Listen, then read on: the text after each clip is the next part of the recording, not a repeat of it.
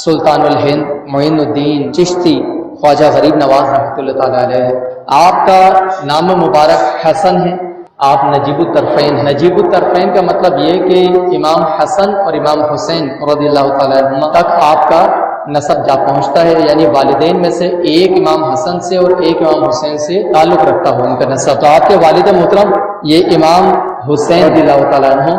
اور آپ کی والدہ ماجدہ، آپ کا جو شجرہ نسب ہے وہ اوپر جا کر امام حسن رضی اللہ تعالیٰ عنہ سے جا ملتا ہے۔ نبی کریم صلی اللہ علیہ وآلہ وسلم کی بارگاہ سے حکم ملا کہ آپ ہندوستان تشریف لائیں اور یہاں پر آ کر دین کی جو خدمات ہیں وہ سر انجام دیں۔ تو ہم نے ایک طبقے نے مسلمانوں کے اپنا مزاج کچھ ایسا بنا رکھا ہے کہ جب ہم اولیاء کرام کا ذکر کرتے ہیں، کسی ولی کی بات کرتے ہیں، چاہے وہ سیدنا غوث پاک رضی اللہ تعالیٰ عنہ ہوں، یا وہ معین الدین چشتی رحمۃ اللہ علیہ ہوں، یا داتا سید علی حجویری ہوں، یا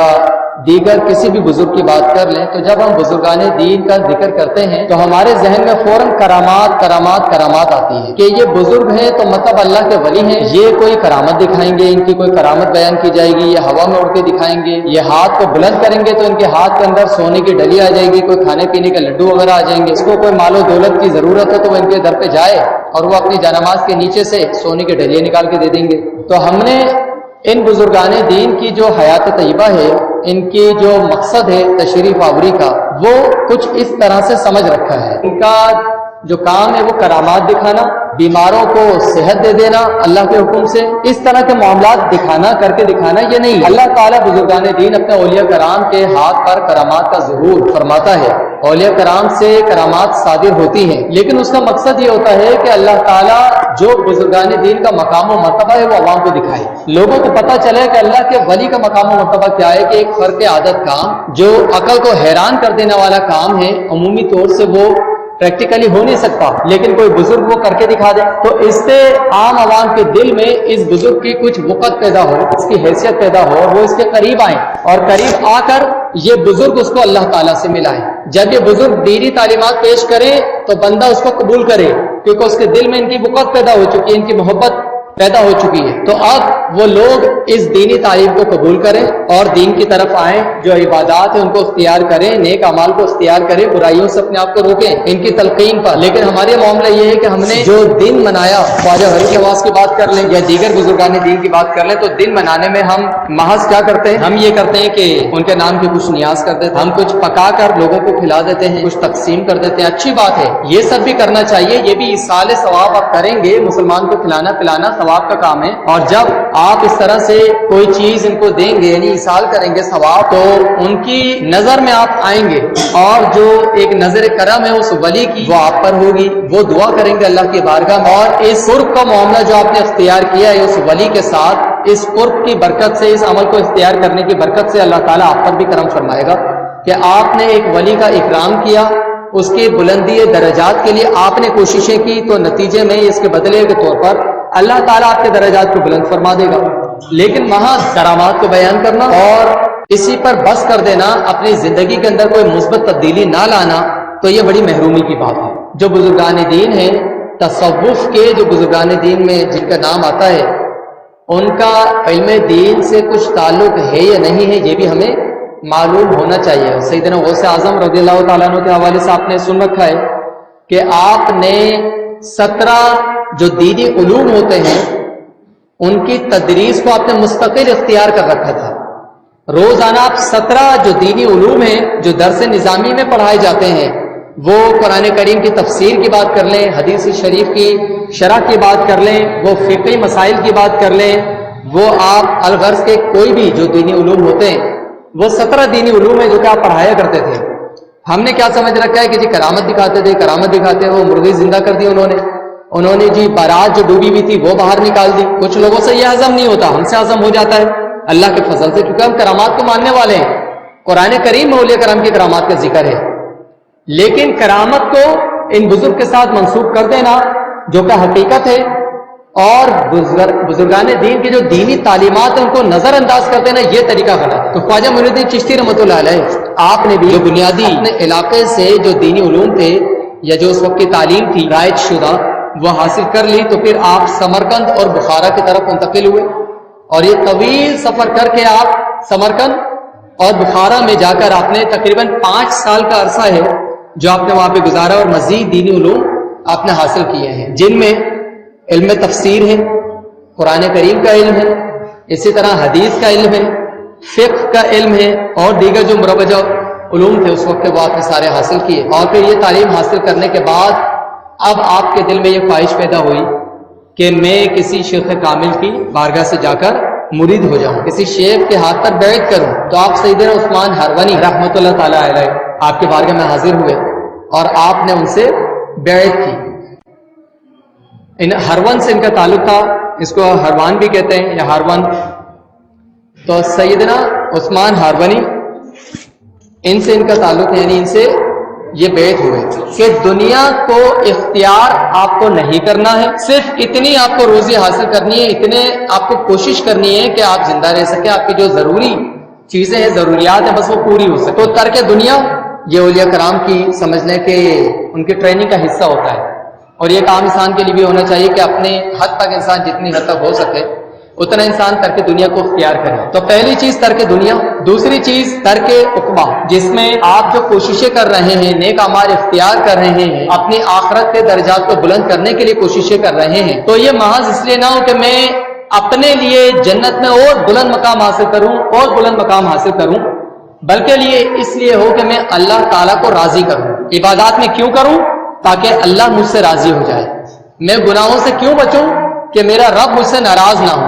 اگر میں نے کوئی گناہ کیا تو میرا رب مجھ سے ناراض ہو جائے گا، اور اس کی ناراضگی میں مول نہیں لے سکتا۔ اسی طرح میں نیک عمل اختیار اس لیے کروں کہ میرا رب مجھ سے راضی ہوگا۔ اس نے حکم دیا نیکی اختیار کرنے کا، تو میں نیکی اختیار کروں گا، اللہ تعالیٰ مجھ سے راضی ہو جائے۔ تو جنت کی طلب اس کے پیش نظر نہ ہو، اسی طرح دوزخ سے بچنے کی بھی جو چاہت ہے، خواہش ہے، وہ بھی اس کے پیش نظر نہ ہو، بلکہ محض نیک عمل کیوں کرے، برائی سے کیوں رکے، وہ اللہ تعالیٰ کو راضی کرنے کے لیے ہو کہ رب مجھ سے راضی ہو جائے۔ تو یہ صوفیہ کرام جو اولیاء کرام ہیں، جو ان کا طرز رہا ہے، ان کی سوچ یہ دی گئی تھی ان کے جو پیران عظام ان کی طرف سے۔ ہمارے بھی پیش نظر تو یہ ہونا چاہیے کہ اصل اللہ تعالیٰ کا قرب ہے، اصل اللہ تعالیٰ کا قرب حاصل کرنے کے لیے انسان نیک اعمال اختیار کرے، لیکن کیونکہ ہمارے اندر کچھ تربیت کی کمی ہوتی ہے، کچھ ہمارا نفس ایسا ہوتا ہے کہ جب تک کہ ہمیں سب چیزیں نہ دکھائی جائیں، ہمیں کوئی رغبت والی بات نہ بتائی جائے، اس وقت تک ہمارا نفس اس طرف مائل نہیں ہوتا۔ تو یہ تو قرآن کریم کا بھی اسلوب ہے، نبی کریم صلی اللہ علیہ وسلم کی احادیث مبارکہ سے بھی ہمیں یہ چیزیں ملتی ہیں کہ جنت کی صفات، جو اعلیٰ صفات ہیں، وہ بیان کی گئی ہیں تاکہ جنت کی خواہش انسان کے دل میں پیدا ہو اور انسان کے نفس اس کی طرف مائل ہو۔ بعض چیزیں وہ ہوتی ہیں جو کہ اولیاء کرام کے ساتھ خاص ہوتی ہیں، اور بعض چیزیں وہ ہوتی ہیں جو کہ عوام الناس کے لیے بھی ہوتی ہیں۔ تو عوام الناس ہمارا جو لیول ہے وہ یہی ہے کہ ہم نیکیوں کو جو اختیار کریں کسی لالچ میں بھی کریں، اللہ کی رضا دراصل پیش نظر ہو، لیکن ساتھ ساتھ ہمارے دل میں یہ بھی ہو کہ اللہ تعالیٰ راضی ہوگا تو ہمیں انعام و اکرام سے بھی نوازے گا۔ تو اس انعام و اکرام کو حاصل کرنے کے لیے بھی ہم نیک عمل کریں، اور اسی طریقے سے اللہ تعالیٰ ہم سے ناراض اگر ہو گیا تو پھر ہمیں اپنے عذاب کے مقام پر داخل فرمائے گا، ہم اس کی تاب نہیں لا سکتے۔ تو جب تک کہ اس کی معرفت حاصل نہ ہو کہ جہنم کیسی ہوگی، وہاں پر عذابات کس کس طرح کے دیے جا رہے ہیں، اس وقت تک ہم کوششیں کریں گے نہیں بچنے کی۔ یہ چیزیں بھی جاننا ہمارے لیے ضروری ہے۔ تو دو چیزیں تو یہ ہو گئی کہ ترک عقبہ ہو گئی۔ پھر تیسری چیز ہے کہ سونے اور کھانے کا ترک، کہ آپ کم سے کم کھائیں، اتنا کھائیں جتنا آپ کی صحت کو قائم رکھنے کے لیے، جسم کو قائم رکھنے کے لیے ضروری ہے، اتنا بس ضرورت کے تحت کھائیں۔ پیٹ بالکل بھر کے کہ بس اب بالکل گنجائش نہ رہی، نہ تو یہ سنت طریقہ ہے، نہ یہ اولیاء کرام کا طریقہ ہے کہ آپ کو کھانے اور سونے میں کمی کرنی ہے۔ جب انسان کھانے میں کمی کرے گا اور سونے میں بھی کمی کرے گا تو آپ سمجھ لیں کہ اللہ کا قرب زیادہ آسانی سے حاصل ہوگا، نفس آپ کا کنٹرول میں آئے۔ آپ کو اپنی نیند کم کرنی ہے تاکہ اللہ کی عبادت آپ زیادہ کر سکیں، زیادہ سمجھ لیں کہ غفلت کی زندگی بسر نہ ہو۔ اسی طرح چوتھی چیز جو ہے وہ خواہشات نفس کا ترک ہے، کہ اپنی جو نفسانی خواہشات ہیں انسان اس کا ترک کرے، اس سے اوائڈ کرے۔ بعض چیزیں ایسی ہوتی ہیں جو کہ شریعت میں ناپسندیدہ ہوتی ہیں، حرام ہوتی ہیں، یا وہ مکروہ تحریمی ہوتی ہیں یا مکروہ ہوتی ہے تنزیہی، الغرض کہ وہ کسی طور پر ممنوع ہوتی ہیں۔ تو ایسی چیزیں تو لازمی طور سے ترک کرنی چاہیے، جیسا کہ شراب نوشی یا جیسا کہ اور دیگر جو ممنوعات شرعیہ ہیں وہ ہم سب کو پتہ ہے۔ اور بعض چیزیں وہ ہوتی ہیں کہ جو کہ ممنوع تو نہیں ہے، مباح ہیں، آپ کر سکتے ہیں، لیکن نفس کی ہر جائز خواہش کو اگر ہم پورا کرتے رہیں گے تو پھر نفس پھر اپنے پیچھے آپ کو لگا لے گا اور آپ دنیا میں لگ جائیں گے. آپ کے پیش نظر پھر صرف دنیا کا حصول رہ جائے گا. پھر آپ جنت سے بھی غافل ہو جائیں گے, رب کی رضا سے بھی غافل ہو جائیں گے, اور پھر آپ اپنی آخرت سے غافل ہو جائیں گے. تو اس وجہ سے اپنے نفس کی ہر بات کو ہمیں ماننا بھی نہیں ہے. ایک طرف تو سب سے پہلے آپ کو حرام چیزوں سے اپنے آپ کو روکنا ہے, اس کے بعد پھر جو ایسی حلال چیزیں کہ جو کہ غیر ضروری ہیں. مثلا نفس نے آپ کو تقاضا کیا کہ یار آج فلاں چیز کھانے کا دل کر رہا ہے, تو یہ بزرگان دین سے ثابت ہے ایسی چیزیں کہ ان کا معمول یہ تھا, ان کا طریقہ یہ تھا کہ ان کا نفس جب کچھ تقاضا کرتا ہے, دل میں ایک خواہش پیدا ہوئی کہ آج مجھے فلاں چیز کھانی ہے, تو اب وہ سمجھ گئے کہ یہ نفس نے ایک تقاضا کیا ہے, خواہش کی ہے, اب میں نے اگر اس نفس کی بات کو مان لیا تو آج اس نے ایک جائز خواہش کو پورا کروانا ہے, اور کل یہی جا کے ناجائز خواہش کو بھی پورا کروائے گا. میں اتنا مغلوب ہو جاؤں گا, میرا دل اتنا مغلوب ہو جائے گا کہ ادھر وہ تقاضا کرے گا, میں ناجائز کی طرف بھی دوڑ پڑوں گا. تو مجھے اس کی جائز خواہشات کو بھی کنٹرول میں رکھنا ہے. تو اس کا طریقہ وہ کیا کرتے تھے کہ جب کسی حلال چیز کی خواہش پیدا ہوئی کہ مثلا آج بریانی کھانی ہے, تو اس کے لیے اب وہ ڈیل کرتے تھے کہ تمہیں بریانی کھانی ہے, بریانی کا ایک شوق پیدا ہو رہا ہے, چلو ٹھیک ہے ایسا کرو, ایک سپارہ پڑھو گے پھر بریانی کھاؤں گا. یہ ہم بھی کر سکتے ہیں. جب دل میں ایسی کوئی جائز خواہش پیدا ہو کہ آج فلاں چیز کھانے کا دل کر رہا ہے, فلاں مقام پر گھومنے کا دل کر رہا ہے, فلاں جائز کام کرنے کا دل کر رہا ہے, تو آپ پہلے کسی نیکی کو اختیار کریں جو نفس پر گراں گزرے, اس پر بھاری گزرے, تاکہ وہ نفس کنٹرول میں آئے, اس کو پتہ چل جائے کہ ہر جائز خواہش کو پورا کروانا اتنا آسان نہیں ہے, پہلے نیکی کرنی پڑے گی اور نیکی سے وہ بھاگنے والا. اولیاء کرام کا طریقہ کار رہا ہے جو کہ انہوں نے ہمیں تعلیم کیا ہے کہ اپنے نفس کی ہر جائز چیز کو نہیں مانو, بلکہ اس پہ کڑی پابندیاں لگاؤ اور اس کے لیے کنڈیشنز لگاؤ کہ جب تم میری یہ بات مانو گے, نہیں نیکی کا یہ عمل اختیار کرو گے, اس کے بعد میں تمہاری جائز خواہش کو پورا کروں گا. تو ہم اپنے اوپر یہ چیز نافذ کر سکتے ہیں. اس کے بعد پھر یعنی جو خواہشات نفسانیہ کا یہ ترک کرنا, یہ چیز بھی اولیاء کرام کی تربیت کے اندر شامل ہوتا ہے. تو یہ 4 قسم کی چیزیں ہیں جن کا ترک اولیاء کرام کے اوپر لازم ہوتا ہے کہ آپ کو یہ بھی کرنا ہے, یہ بھی کرنا ہے, اس چیز کا بھی ترک کرنا اور اس چیز کا بھی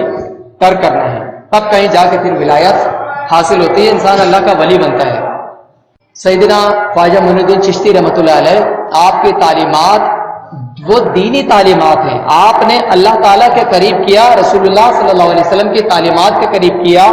قرآن اور حدیث کے اور فقہی تعلیمات کے قریب کیا ہے. یہ محض دیگ کو گھمانا اور مختلف شیرنی اور نیازیں تقسیم کرنا اور مختلف کرامات کو بیان کرنا اور ان کو کوئی فینٹم, کوئی تصوراتی, کوئی سپر مین, کوئی بیٹ مین تصور کر لینا کہ وہ اڑ کے جا رہا ہے, وہ یوں کر رہا ہے, وہ آنکھوں سے یوں کر رہا ہے, یہ سب چیزیں کرامات اولیاء میں شامل ہوتی ہیں. لیکن اولیاء کرام کا اصل مقصد وہ دین کے قریب کرنا تھا. تو ہم یہ سوچیں کہ ہم نے دین پر عمل کتنا اختیار کیا. ہم اگر خواجہ معین الدین چشتی رحمۃ اللہ علیہ کے نام لیوا ہیں, ہم ان سے عقیدت کرنے والے ہیں, تو ان کی تعلیمات کو کتنا اختیار کیا, جو کچھ انہوں نے بیان کیا کہ ہم اس کے اوپر عمل کر رہے ہیں. اللہ تعالی ہم سب کو اس بارے میں سوچنے اور دین پر عمل کرنے کی توفیق عطا فرمائے. وما توفیق الا باللہ.